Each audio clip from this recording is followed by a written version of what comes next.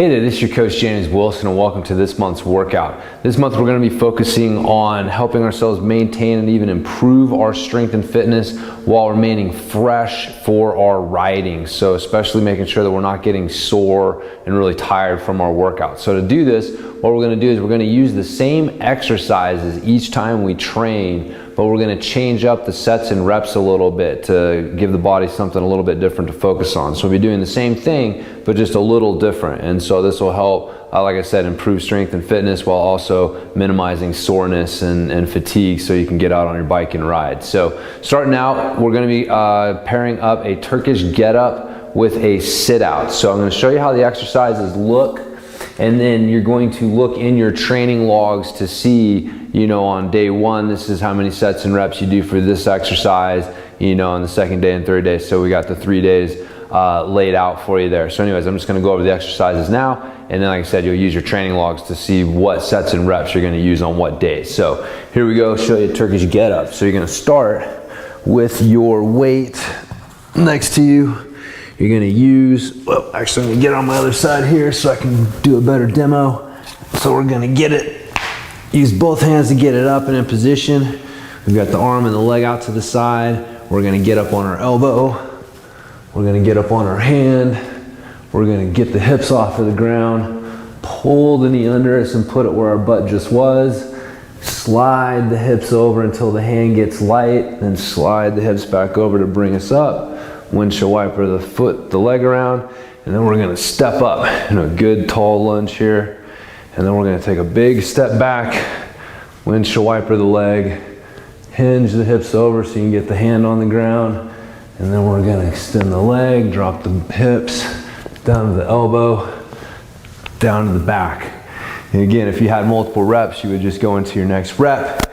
If you're just doing a single rep, you would then change sides and whatever you have prescribed for that day. And again, I have some videos on the Turkish get-up itself if you need some more specific instruction than what I covered right there. So the next exercise you're pairing up with that is your sit-out. So for the sit-out, there's 3 levels I'm gonna show you. So you're gonna get set in this position here. This is a bear crawl or beast position. What we're gonna do is we're gonna keep our hands in contact with the floor for level 1. We're gonna take one foot off of the ground.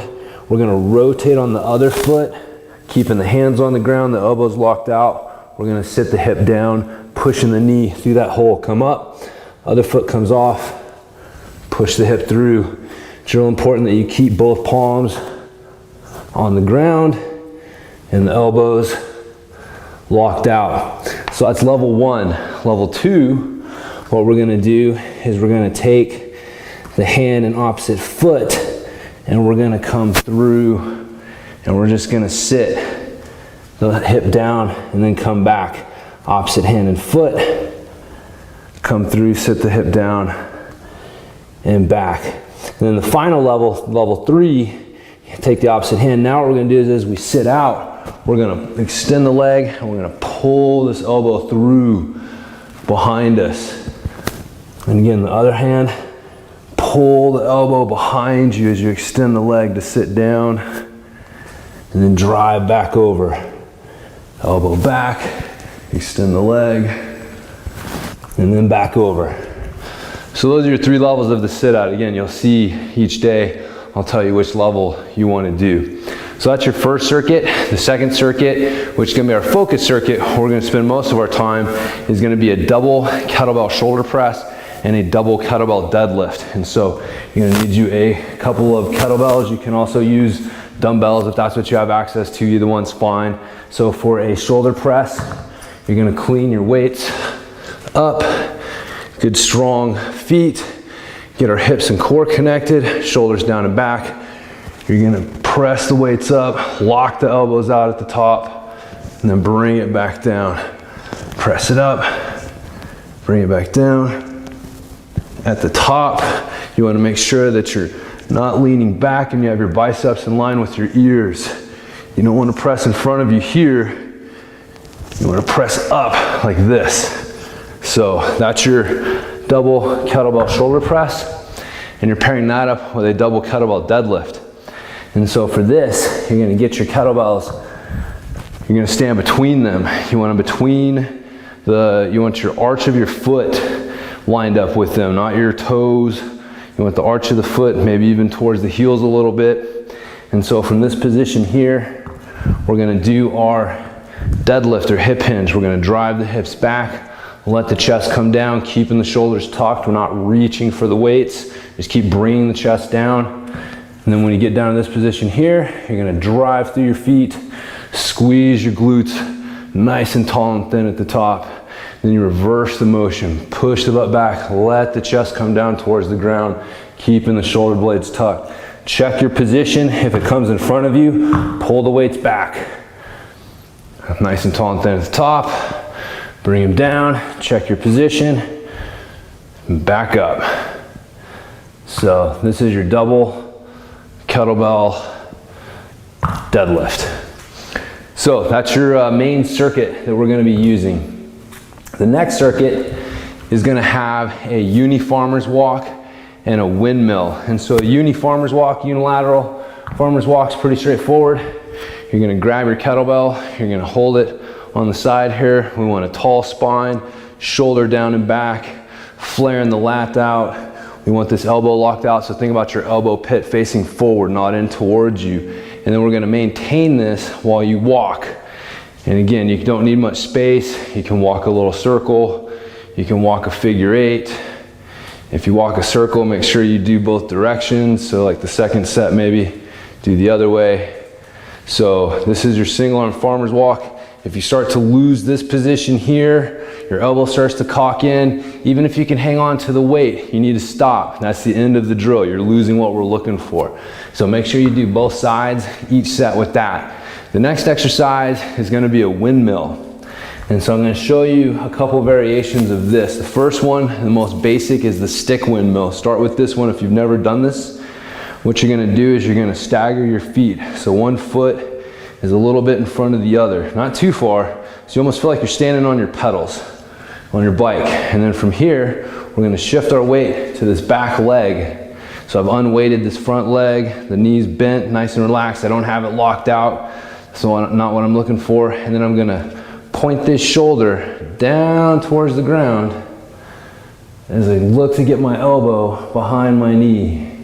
And then I'm gonna come back up. Now the trick is as I come over here, I put pressure, I put weight into the ground with this back foot. And then I wanna maintain that pressure into the ground as I do this movement. If I feel myself losing that pressure on that foot, then I'm starting to lean too much to the inside, which is not what I want. I gotta keep that weight on that back foot to make sure that I'm leaning and staying balanced while I'm doing it. Very important that you do that.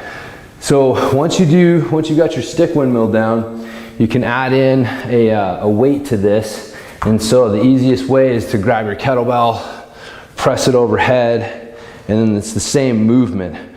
But instead of having the stick on your back, you're gonna hold the weight over your head as you do it. We're still looking to get the elbow in the same position, driving the hips back underneath us.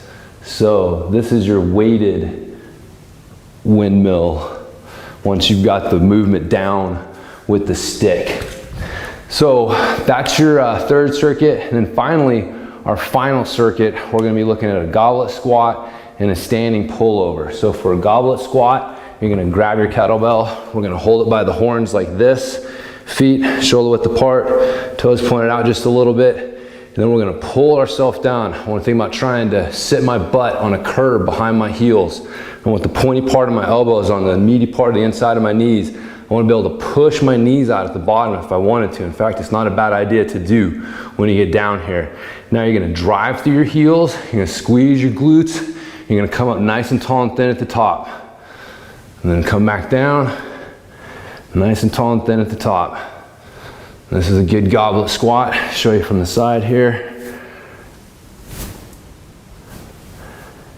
Trying not to lean forward too much, keeping good pressure through your whole foot. You don't want to feel your weight and pressure moving.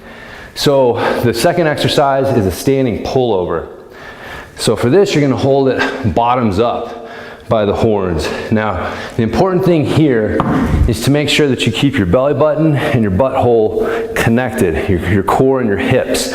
Sounds kind of funny, but when you try it, you're like, oh, wait a minute, that keeps things connected. It's very important to think about this while we're doing this, because we're gonna come over the top of our head. And what I don't want is my ribs flaring up as I do this. So I have to keep those 2 points connected as I do this. So keeping my elbows in tight, don't let them flare out. Don't let my rib cage flare up. I'm gonna bring the kettlebell around my head and think about driving my elbows back in front of me to bring the kettlebell back to the start position. Elbows staying tight the whole time. So this is what we want right here. Elbows staying in tight. What I don't want is to come up and let the elbows come out. It makes it a lot harder to drive it back to the beginning, so don't let them flare out. And I also don't want to come up and let my ribs flare up, because that's starting to put pressure on the low back. So again, good strong hips and core connection, and then the elbows staying in tight as you're doing the movement. So that's your standing pullover. So that's gonna do it for the workout. Again, check your logs to see the specific sets and reps for the different days, but we're just gonna focus on these exercises. You're gonna get real good at them, but again, this is gonna minimize the soreness and fatigue from the workout, while also allowing you to get stronger with these exercises, which is what we're looking for at this time of year. So anyways, hope you guys have enjoyed this workout, and I'll talk to you in the next one.